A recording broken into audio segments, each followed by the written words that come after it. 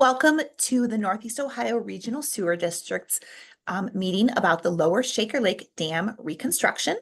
This presentation was originally given to the public on Monday, October 21st, but due to technical difficulties, it was not recorded. So we are re-recording this presentation for you today, but please know that the content of the presentation has remained the same.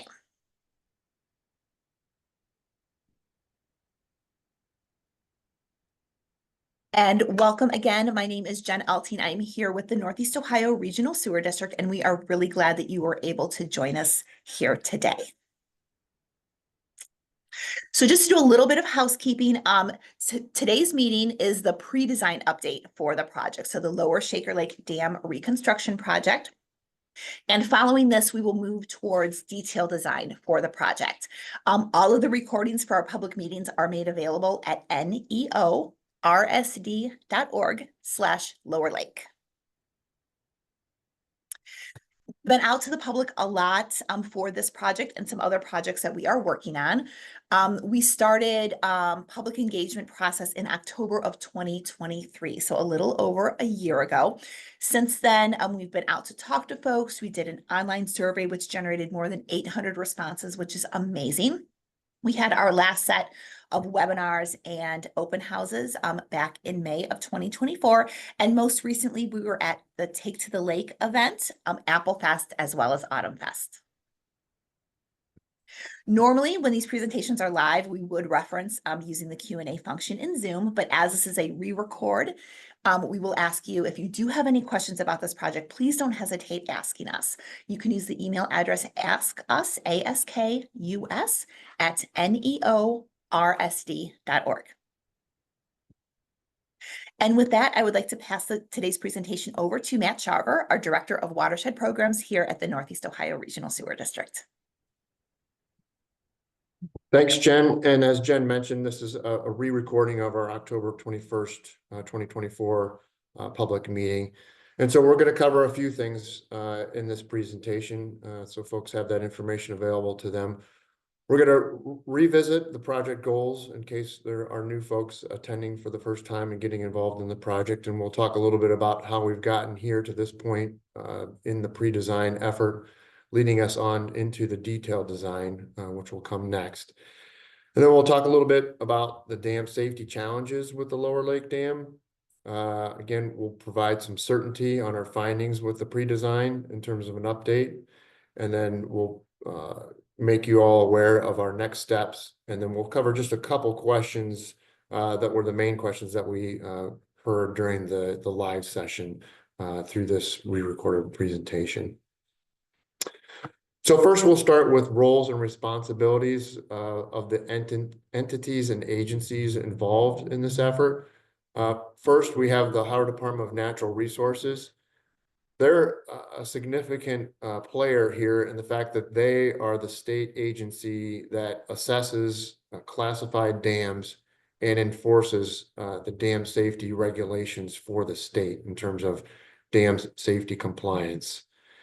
And then we have both the Shaker Heights and Cleveland Heights cities involved as the dam owners. They are ultimately responsible for compliance with Ohio Department of Natural Resources Dam Safety Program standards. And many of you may be aware that the city of Cleveland actually leases the Shaker Parklands to the cities of Shaker Heights and Cleveland Heights. And in this case, those leases also contain the Lower Lake Dam, again, owned by Shaker Heights and Cleveland Heights cities.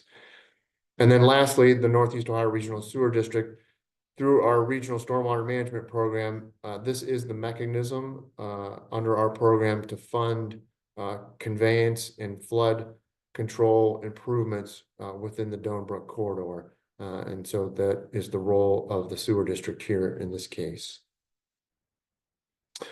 And so for reasons to reconstruct the dam, there are several reasons, and the main leading reason is non-compliance with state regulations. As I mentioned previously, the Ohio Department of Natural Resources Division of Water Resources Dam Safety Program is the agency that's responsible to ensure public safety under the dam safety regulations. So we know that the Lower Lake Dam was built in an era that did not have our current or modern engineering standards. It's an earthen dam, mainly constructed by hand, and that it is a Class 1 dam. And if it were to fail, it has been deemed to have possible loss of life or significant property damage. And so that classification carries a significant weight. Therefore, the need to make sure that it's constructed properly. And one of the other reasons that it's concerning for the Lower Lake Dam is because it does not carry or convey or pass safely the probable maximum flood event, which is a very large storm event that the dam, because it is classified and specifically classified as a Class 1 high hazard dam, must convey safely per the state's safety standards. So we'll talk a little bit more about probable maximum flood and probable maximum precipitation in a few slides in the presentation.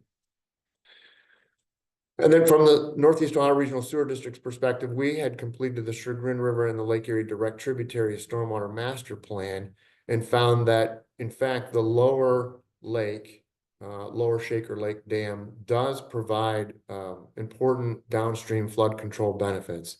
And thus, in terms of ensuring flood control, our decision led us to reconstruct the Lower Lake Dam to optimize those benefits for downstream public safety. And so this map helps illustrate what that means. And you can see the outline in yellow of the Dome Brook watershed as it moves from Shaker and Cleveland Heights downstream through University Circle into the city of Cleveland on its way to the village of Bracknell out to Lake Erie. And you can see the north branch, the middle branch, and the south branch of Dome Brook all converge at a point in the watershed that's circled in red, and that blue, darker blue color is Lower Lake. So Lower Lake is the control point or strategically positioned in the watershed to capture the north, the middle, and the south branch of Dome Brook, where we can optimize some level of flood control to help protect downstream infrastructure, and particularly in this case, the University Circle area, which is susceptible to significant flooding. And you can see the lower Shaker Lake drainage area is quite significant. Over 3,000 acres of drainage area is received by Lower Lake. And so we have 4 overarching project goals, and the first is to address the dam safety deficiencies that come along with the Lower Lake Dam through Ohio Department of Natural Resources Dam Safety Program compliance standards. So we'll be addressing those with the reconstruction of Lower Lake. The risk reduction of flood risk downstream, specifically, first and foremost, to the intersection of Coventry Road and North Park Boulevard. Many of us that have seen storm events, significant storm events, and even smaller in nature storm events move through the Dome Brook watershed, we're aware that the current Lower Lake Dam does allow flood flows to escape out through the right embankment area. And we'll show this better in some future slides. But that is a concern for the dam, and we want to make sure that we control that risk. And there'll be a need to stabilize Dome Brook immediately downstream of the dam, the reconstructed dam, and to ensure stability for Coventry Road, as the Lower Lake Dam will convey flows to a new portion of Dome Brook. And so we'll need to ensure that that portion of Dome Brook is stabilized to receive those additional flows. And then lastly, and certainly not least, is to integrate the dam safety improvements with full consideration for all of the historical and cultural features within the park space and the landscape that surrounds Lower Lake.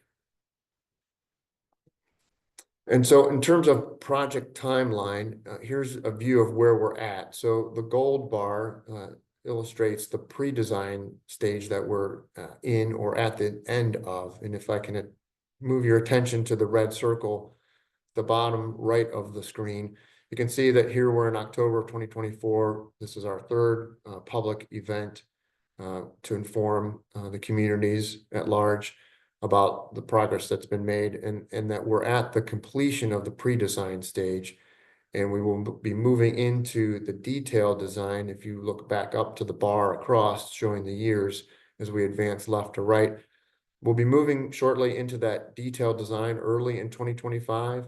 That'll be a year-plus process where we'll fine-tune the recommendation coming out of the pre-design process.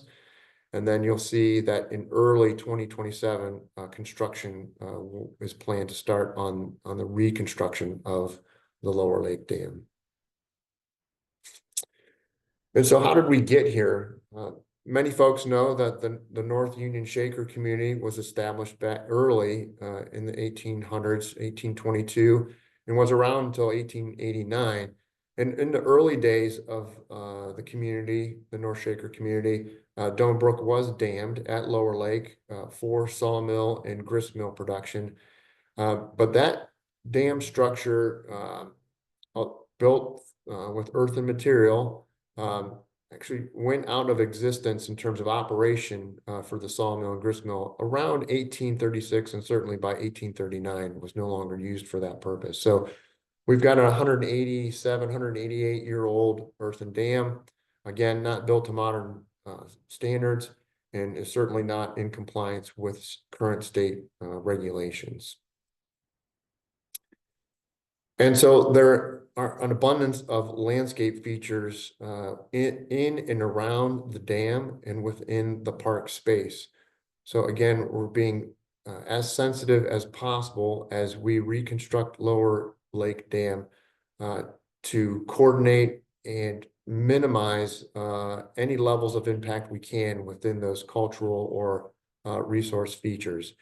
And you can see here in this graphic, it shows some photos of those different features that we have to work with or around in the park space. And additionally, the trees within the park are also important. So we've taken the effort to survey those trees, identify what tree elements that we have and how the project may impact those trees and how we can do our best to avoid those impacts as best as possible. So we'll talk a little bit about dam regulation and classification, and this is important information to understand. Again, Ohio Department of Natural Resources, Division of Water Resources is the agency at the state level that ensures dam safety through the Ohio Dam Safety Program. All regulated dams must meet all of ODNR standards. So those are the classified dams, as the state has the obligation and requirement to regulate those dams for dam safety.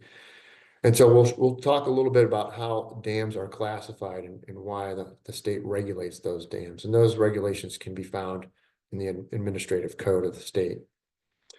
But dam classification really has three main criteria. And so we'll walk through this slide. You can see on the left, there's the different hazards potentials. So high hazard is class 1, lower hazard or an exempt status would be a class 4. The next column over talks about height. So the height of Lower Lake Dam is about 17 feet. So that would place it in that lower category or possibly exempt.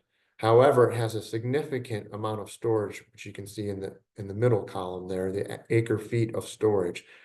Lower Lake has about 178 feet of volume or acre feet of storage behind or upstream from the dam. So the dam holds that water back during significant rain events. That places that into a much higher category, class 3. But the category that trumps those two categories would be the downstream hazard potential. And so the state has deemed that if the dam, Lower Lake Dam, were to have a catastrophic failure, there could be or would likely be a probable loss of life or significant property damage. So that places the Lower Lake Dam into a Class 1 high hazard dam, which you can see at the far right there of the graphic. So that brings about significant challenges when we talk about dam safety in terms of this specific dam. And so we're going to walk through this graphic and just help illustrate what's happening currently at the Lower Lake Dam. So you have a good understanding of why it needs to be addressed from a dam safety standpoint, and also why the pathway is to actually reconstruct the dam.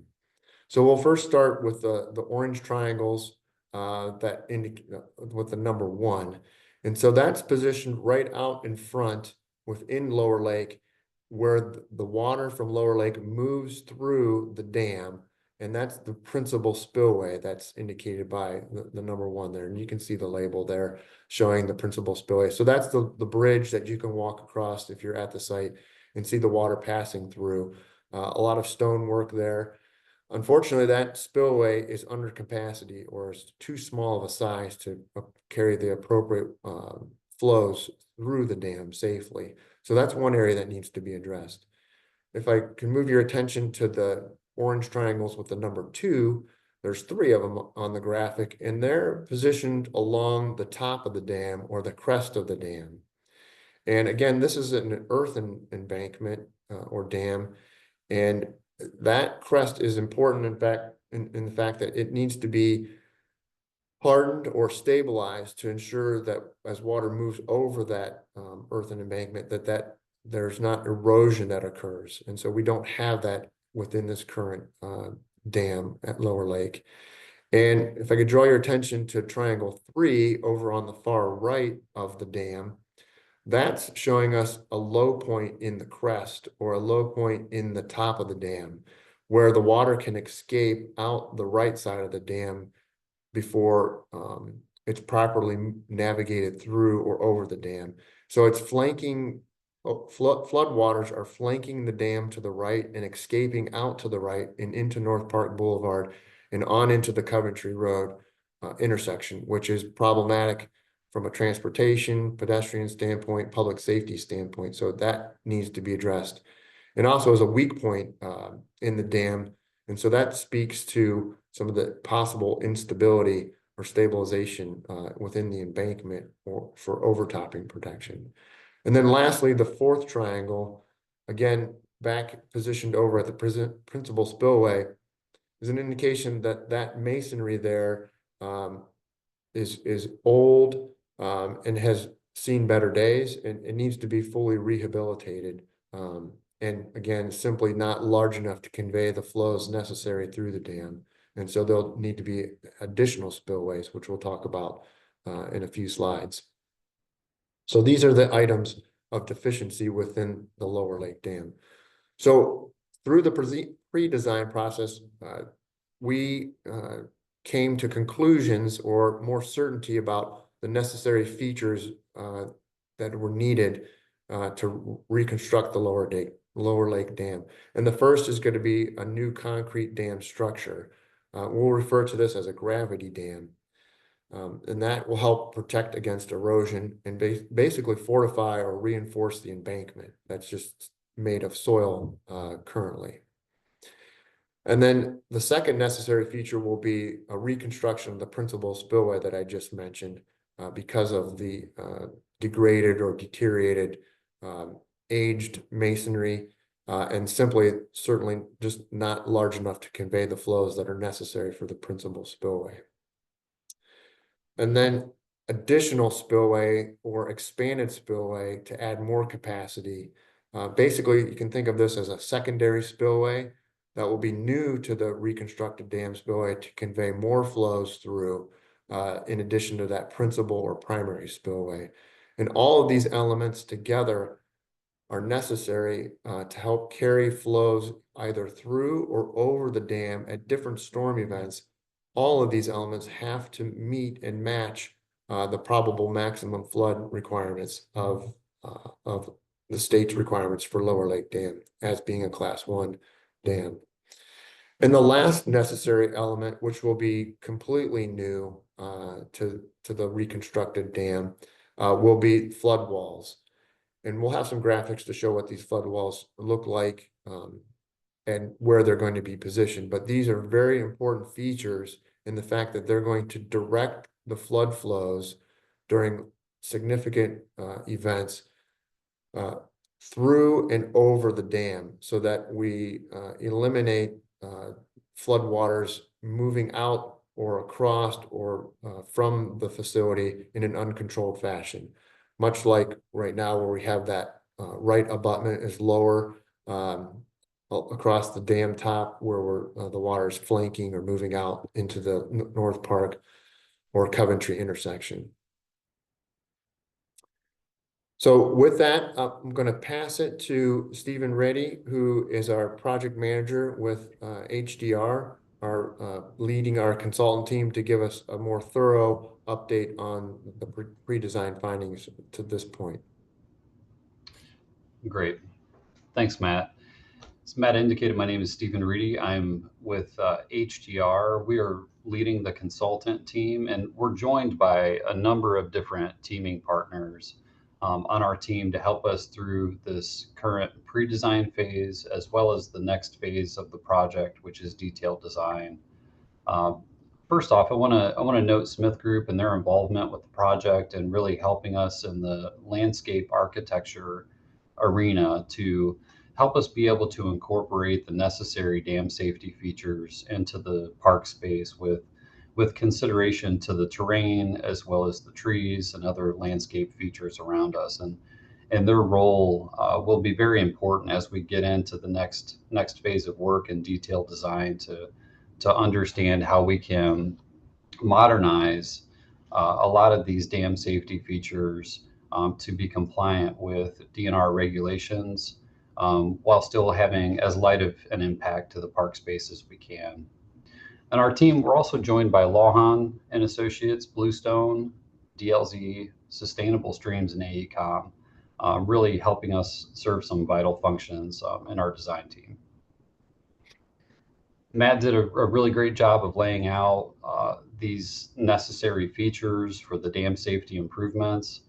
We're going to go into a little bit more detail on each of these. So there are four main areas that we want to talk about. The gravity dam, which is really helping us to be able to withstand these overtopping events from what's called the probable maximum flood, the principal spillway, and reconstructing that to be able to meet modern dam safety requirements. The auxiliary spillway, which is helping us to provide that additional capacity or flow through the dam through this properly engineered feature. And then those flood walls that are necessary to help us contain floodwaters and direct them over the properly designed features of the dam. So we'll step through each of these in the next slide here. And this has a concept map. So this is an aerial view. If you're looking down at the site, kind of showing the arrangement of the existing as well as the proposed features here.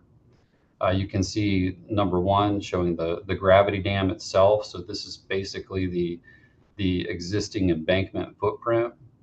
Number two is the principal spillway. So if you've been out to the site, you've no doubt seen this. This is a really beautiful sandstone masonry spillway, but it does have some stability concerns and some challenges with meeting modern dam safety criteria. Number three is the auxiliary spillway that we talked about. And this feature is helping us to be able to convey or pass more water through the dam. We noted previously that the existing spillway is only able to pass about 2% of that design flood. So we have a big mismatch in terms of what the existing capacity is versus what it needs to be in order to meet those ODNR dam safety criteria. So the auxiliary spillway is a feature that's going to help us meet those requirements. And then 4, the North Park Boulevard flood wall. This feature runs along North Park Boulevard between the lake and the roadway itself and helps us to contain the limits of flooding that we see during more severe storm events. There's also, through that flood wall, number 5 is a pedestrian entrance or a penetration through that flood wall. And then 6 is a short length of flood wall that's required on the southern side of the project along that South Park Boulevard. So we'll get into each of these in just a bit more detail here. So the first one we want to focus on is this gravity dam. And as I indicated, this extends from the North Park Boulevard flood wall to the South Park Boulevard flood wall. And it basically occupies the existing limits or the footprint of the existing dam and the embankment. And to understand the problem a little bit further that we're solving here, I want to go to the next slide and talk about the existing embankment.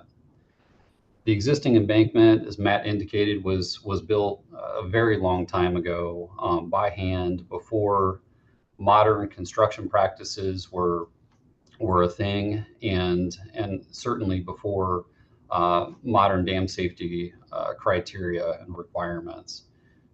But the existing embankment is unarmored, and because of the limitations in terms of the capacity of the spillway, during certain flood stages, we have overtopping of the embankment, and the embankment is unarmored. And if this condition persists for long enough, we get scour and erosion that begins at the downstream or away from the lake at the base of the slope.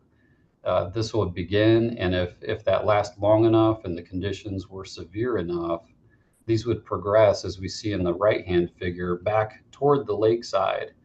This is a very hazardous sort of condition, and if that scour and erosion tends to eat its way and degrade the stability of that embankment back toward the lake, we've effectively lost control of the water volume that's in the lake.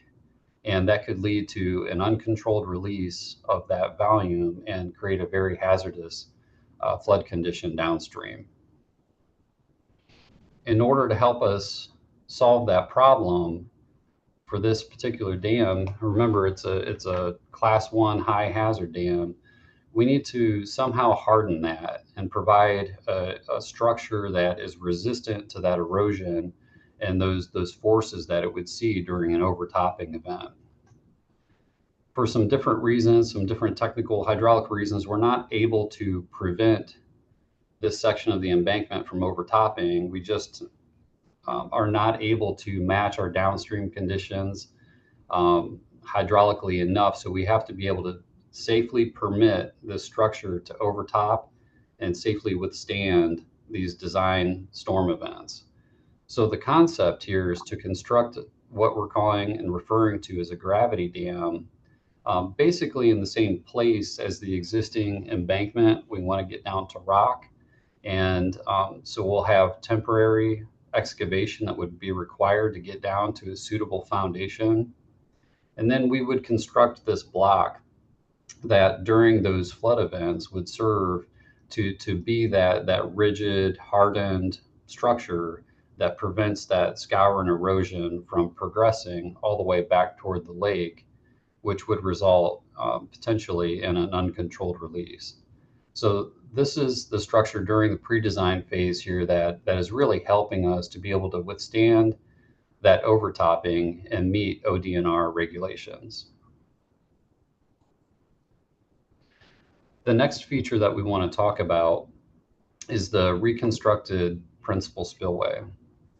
So if you've been out to the site, I'm sure seen this. The problem is it's not, it doesn't have the stability requirements to be able to withstand the design events right now. So we really need to reconstruct that for stability purposes as well as internal seepage purposes. And the current concept in pre-design is to reconstruct it basically in kind with similar dimensions and proportions, but underneath the surface is going to be a properly designed and proportioned reinforced concrete structure. And the design team is working with our district partners and other regulatory folks to understand what sort of aesthetic finishes might be applied to this to give it a similar sort of character and aesthetic appeal as it has right now. But in general, the layout and the configuration, we currently envision that to remain the same. And then over the top of the channel right now, we do want to restore that pedestrian bridge over top of that so we can maintain that pedestrian circulation around the park area. The next feature, this is a new feature to the site, is an auxiliary or a secondary spillway. We need this to be able to get more water safely through the dam. And this is the feature that's really going to help us be able to do that and meet our dam safety criteria and regulatory requirements. So this helps us pass more flow, but it also works in conjunction with the flood walls that we'll talk about here in a couple of slides. So we have the low spot that Matt had mentioned earlier in the irregular crest elevations. We first start seeing overtopping at the right abutment of the dam on a pretty frequent basis. So in order to prevent that from happening and really to help improve the flood hazard and some of the challenges, we have to have flood walls to contain it, but then that water has to go somewhere. So where it's going to go is it's going to go into that principal or the auxiliary spillway, pardon me, and it would be conveyed into a conduit, which is underground, and then that would pass toward the west under Coventry Road and then would outfall into the historic Dome Brook channel. It's important to note that when we would, in the past, under existing conditions, when we would start to see that flooding at the right abutment and overflow along North Park Boulevard and flow over Coventry Road, that's when we would expect the lake levels, the water levels inside of Lower Shaker Lake to rise high enough that we're going to see significant engagement from this auxiliary spillway. So it's really helping us to reduce that flood hazard along those transportation assets. On the next slide, we have a sketch rendering showing the current concept that we're talking about here. And we're referring to this as a type 1 or a modified crescent. There's a bit of an arc in the auxiliary spillway structure here. The overall dimensions for this during pre-design are about 41 feet by 167 feet. It's a significant structure, but again, remember the significant increase in the hydraulic capacity or the amount of water that we're able to get through here that we need to be able to meet with the ODNR regulatory requirements. We also have another type of spillway. This is referred to as a type 2 or a labyrinth style spillway. We're able to get the same sort of hydraulic performance out of both of these structures. This has a bit of an advantage with being a slightly more compact footprint, and it takes just a little bit less space, with the overall dimensions of this feature being about 55 feet by 127 feet. But it does the same sort of purpose here, where it's increasing our hydraulic capacity or our ability to get flow through the dam and helping us to prevent that flooding along North Park Boulevard. And this slide shows a photograph of another labyrinth spillway that on a project that HDR was involved in. And this is probably proportioned very similarly to what we might expect out here at this site. It's not perfect, but it gives you a sense of what this sort of a structure looks like when it has flow going over it. And the next feature we want to talk about is the North Park Boulevard flood wall. This feature is about 950 feet long, extending from near Coventry Road to Fairfax. And this lies between the lake and North Park Boulevard, the roadway itself. We understand there are a lot of trees. We have Liberty Oaks over here in this area. We're very aware of a lot of the tree and other historical and cultural resources. And we've taken all of this into account when we've configured and aligned a lot of these different features. It's important to note that while this is a fairly long feature, about 2/3 or more of the length of this wall, the effective height of the wall is only about 42 inches. And it's really at that western end near Brook Road where the existing dam is, where the effective wall height is quite a bit taller at about 7 feet. And that's really driven by that existing low spot and the existing terrain that lies over there.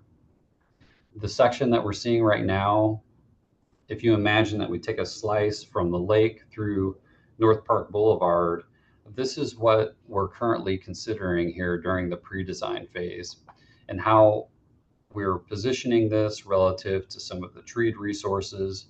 We have a limited amount of fill that would be required to work in this area and to construct this wall. This helps us with some of the wall stability considerations as well as managing internal drainage. So we are looking at a limited amount of fill, but that reconstructed pathway that would be impacted by the project for a lot of the wall alignment would be positioned on the backside or the roadside of that flood wall. And then the effective height from the top of the path to the top of the flood wall there is about 42 inches. So most folks that are out there enjoying the park space and walking along this section of pathway, most folks would certainly have the opportunity to be able to enjoy the views over the lake for most of this wall alignment. And lastly on this, I want to point out the type of flood wall that's being constructed here is really built upon this slender sheet piling concept. And we evaluated a number of different types of wall, but due to the limited impact that this style of wall offers and how the proximity of the trees relative to where we needed to position the flood wall, this option really provided the best opportunity for us to be able to meet our objectives of containing the floodwaters while limiting impact to resources.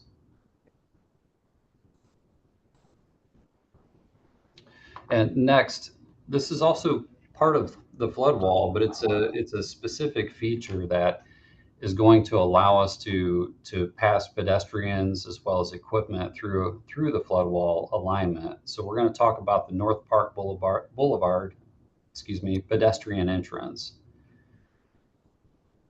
So we need to, for dam safety reasons, we need to provide this wall of continuity as this flood wall comes up north, toward the west rather. I'll spend a second here to orient everybody. We can see on the lower left, the lake is indicated there. All the way on the right, we have North Park Boulevard, up and down, right? So the orientation is up is west here, and then our flood wall alignment, as we saw on the previous screen, extends up, crosses over the dam where Brook Road currently is at. And in this area, we know that we have an intersection of a number of different pathways, right? So existing vehicular access and then pedestrian pathways all join up in this area. In order for us to be able to maintain that pedestrian circulation through this area and then onto the dam, we need this corridor. And the way that we currently envision making this happen is with this passively deployed, what's called a flood break feature. And what happens is when there's no floodwaters, this is a structure that lays down and you're able to walk and drive and bike over the top of it. But as floodwaters would rise up, if we have more severe storms, you'll get a response from the gate where it'll start to lift into place to provide that flood wall continuity. This slide is showing us what's referred to as an elevation view. So if you look at the key map in the upper right, you can see that we're over in the area of North Park Boulevard near Brook Road, kind of next to that large Liberty Oak that's in that stone island or stone circle. And we're looking toward the dam here. So this is, as I indicated earlier, one of the taller flood wall sections as a result of the existing elevation being so low over in that area. And you can see with the shaded person that's shown here that we're at a maximum height of about 7 feet for this corridor and this pass through.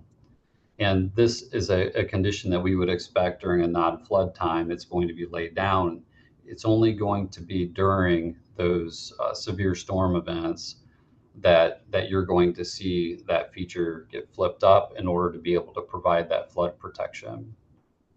And also, I want to note on that last slide that we're working with our regulatory partners, landscape architects, to identify opportunities for strategic landscape plantings around this feature to be able to work with the grading and try to obscure some of the vertical effect of that structure.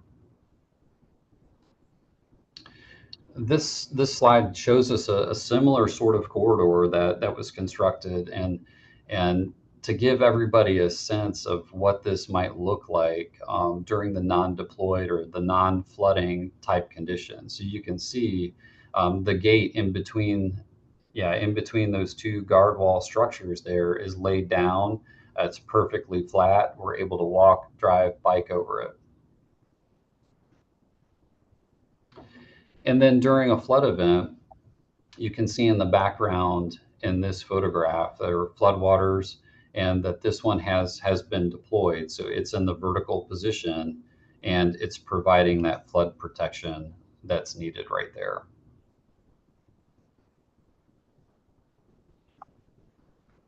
The last feature that we want to touch on here today is the South Park Boulevard flood wall.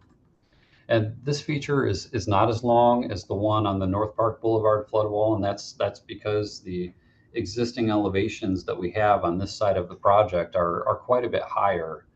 So the length of this feature is about 180 feet, and the height is much more limited, where this one has a maximum height of about 42 inches. And this is another section view. So imagine a slice from the lake and then extending toward South Park Boulevard through the wall. We can see on the lake side of the flood wall, any of the impacted pathways, like that existing mulched path, we expect to reconstruct that and reconfigure that along the lake side of the flood wall. And the effective wall height here is about 42 inches from that path up to the top of the flood wall. And then there's open space back behind the flood wall on the protected side toward the park area. This opens up into the park space with a lot of those mature trees. And again, showing the same sort of sheet piling concept to really minimize the construction impact for the construction of this feature. And then lastly, we have an elevation view. Go back one, Matt, thank you. We have an elevation view. This is from the perspective of being near the lake and looking at the flood wall, kind of the center of the flood wall. So you can get a sense of scale here that folks walking along here would really have unobstructed views to either side, either up into the park space, or if you're in the park, looking out toward the lake.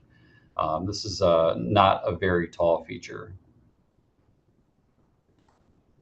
So in talking through the different necessary features, we wanted to take a moment here to talk about function and how we would expect the different necessary features to be engaged. And to contrast that, we have two different graphics on a set of 3 slides here, where on the left, we're showing current or existing conditions as they are today. And on the right, we're showing proposed or future conditions. So at the normal pool level and, slightly elevated from that, we expect the reconstructed principal spillway to really be doing most of the work in managing the normal pool levels at the lake. So we imagine most of the flow is still going to be passing through that reconstructed principal spillway feature, and we'll have very little flow in the auxiliary spillway during these normal or even moderate storms. Kind of a 6 month or a 1 year type of precipitation event. Things would still be more or less as they are today. So as we get to these more severe storm events, so talking, maybe a 1 to 2 year storm frequency. So consider like a 5-inch sort of rainfall event. Our modeling in recent history has shown us that for that type of an event, we would expect that we would start to see overtopping at that right abutment.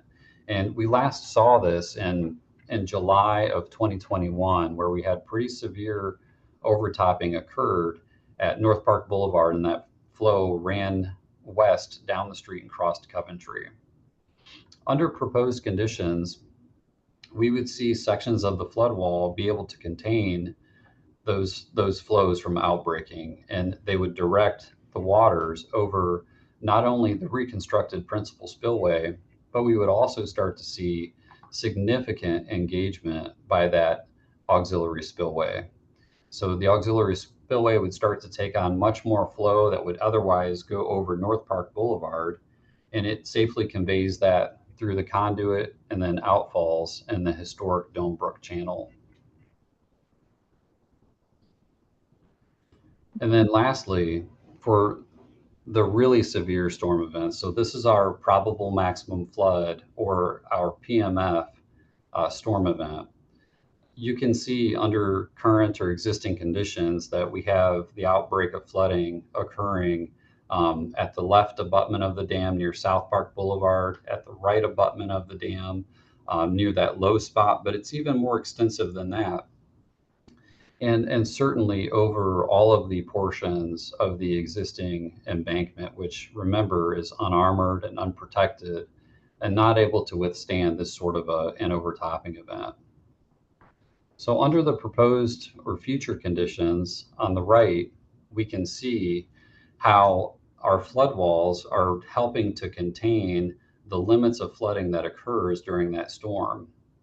It's containing it from outbreaking, but it's also directing those flows over those necessary features, being the reconstructed principal spillway, the auxiliary spillway, and then also you can see that it's directing it over the gravity dam. So this is why it's so important for us to be able to provide a gravity dam and a hardened structure there between the flood walls that's able to tolerate that sort of an overtopping event, to be able to safely pass the probable maximum flood. And right here, I want to take a moment to address a few questions that we have received. We received several questions on the probable maximum precipitation, or the PMP, and how that's derived and developed. And just in general, I'll offer introductory statement, turn it over to Tom to elaborate on that. But in general, because this is a high hazard dam or class 1 dam as regulated by ODNR, it means that we have to hold this to a higher standard, because if the structure were to fail, it would result in likely loss of life. So we have to have a higher design standard, and that's reflected by states across the country, as well as our dam owning agencies on the federal level as well, where we've seen all of these agencies adopt a probable maximum precipitation approach to these kinds of high hazard dams. So when we're thinking about time scale also, like, hey, when's the last time we've had a precipitation event on this order? That typically looks out, 50, 100, maybe if you're lucky, 200 years.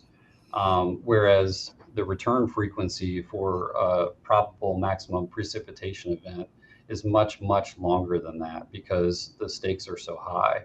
And then lastly, when developing the PMP, it considers a number of different things, but it really is all driven by state of Ohio regulations to comply with dam safety requirements.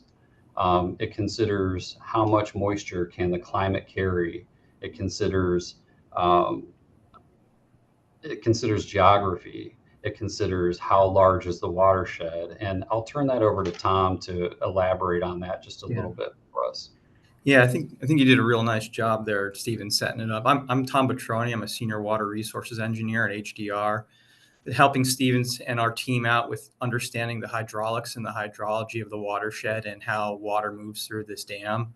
And Stephen's exactly right, where while 17 to 26 inches might seem like an extreme event, that's sort of the point of this, right?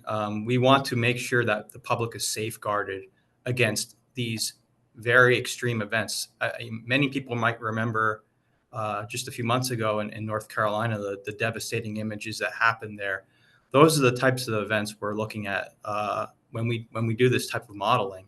And when when ODNR comes up with these estimates, it's important to recognize that they don't focus in on like one specific area, like Cleveland or Cuyahoga County. They cast a much larger net, and they look at events all throughout the historical record, like the Helenas, and they say, all right, what is Ohio's Helena type event that may occur in our area, and how do we protect and safeguard the public against that type of event? So there's a report online that anyone can find. It's called Applied Weather Sciences report that ODNR released a few years ago, and it shows maps, and it goes through all the historical record of events that have impacted the region, Ohio, not just Ohio, but surrounding counties and states. And in that report, you will see events that have occurred in Ohio that have approached 18, 19, 20 inches of rain. So while it's not likely to happen, it's a very, and that's the point of this, though, is this exercise is to understand what the probable maximum might be, and how do we safeguard our communities against these types of events. That's really what it's all about, is safety and making sure that we capture this. We designed this dam to capture that rainfall. Okay, thank you, Tom. I really appreciate that. And I'll get ready to turn it back over to Matt here, but I just want to mention one more thing with regard to where we're at right now. And we're wrapping up the pre-design phase at this point in time, pivoting into detailed design. Matt will lay out some of those next steps here for us in a minute, but we are going to have much more involvement with our entire design team to understand a lot more about the technical nature of figuring out the details of all of these necessary features that we've outlined here today. Also, as part of that process, we'll be working with our landscape architecture partners with Smith Group to understand how we can really blend these necessary features into the landscape and have as light of a touch on the surrounding park space as we're able to. I appreciate the opportunity to come in here and help provide a bit of the update, and I look forward to speaking with everybody in future updates in the next phase. All right, thanks, Stephen. Thanks, Tom. As Stephen mentioned, we've got much more work to do, and that begins with that detailed design development stage that we're moving into. So that'll begin in early 2025. Hopefully we're kicked off and rolling in January or shortly thereafter. And then we've got preferred alternative from that pre-design that will advance under that detailed design. And this is where the plans will be developed. So a lot of effort will go into the plan documents, and we'll have public engagement and update opportunities as we move through that transition of the design documents. So there's a 30%, a 60%, a 90%, and then a final version of the plans to actually construct the project. And so we anticipate that our next best opportunity will be in the spring of 2025, when we can bring you more information about 30% design document. And so there, in addition to the items that Stephen detailed for us, there's more items that we need to consider. And again, this detailed design process helps pull all these elements together to make sure that we have a well-designed, unified project. And so one of those pieces is the culvert that will convey the auxiliary or that secondary spillway through the dam underneath Coventry Road and deliver it to the historic channel of Dome Brook.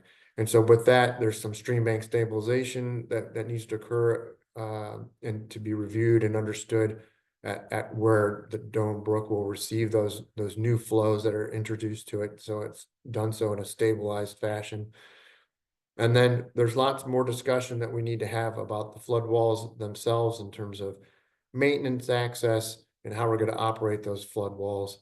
And certainly that flood break that we tried to illustrate to you today. The configuration and what's probably most important to a lot of us is how will this project look?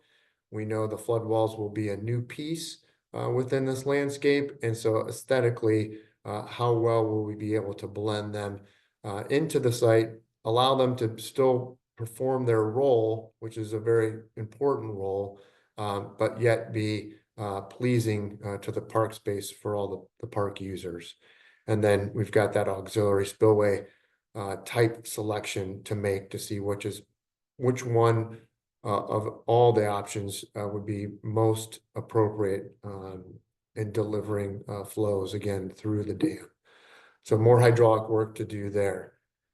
Schedule wise, we'll just reintroduce or bring this back up just to give you another look at the trajectory here, moving into that detailed design.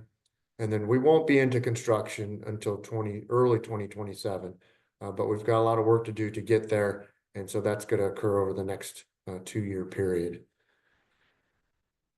And then lastly, just want to remind everyone for updates to our questions and answers and our frequently asked questions that we have posted. This presentation will be recorded on this website, and any project updates will come at nersd.org/Lower Lake.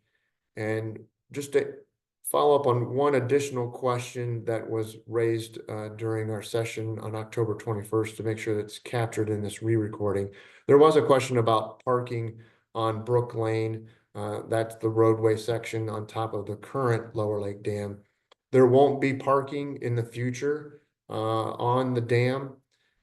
You can see from the configuration of the flood walls and the reconstruction of the dam, that would be quite challenging. And certainly from a public safety standpoint would bring its own set of challenges for emergency service access if there were parked vehicles there during an event. So those challenges are just too great. There's too much jeopardy to allow for public parking on the top of the dam. So we'll continue to look at that flood break area. We're certainly going to make sure that the pedestrian connection from North Park to South Park remains intact.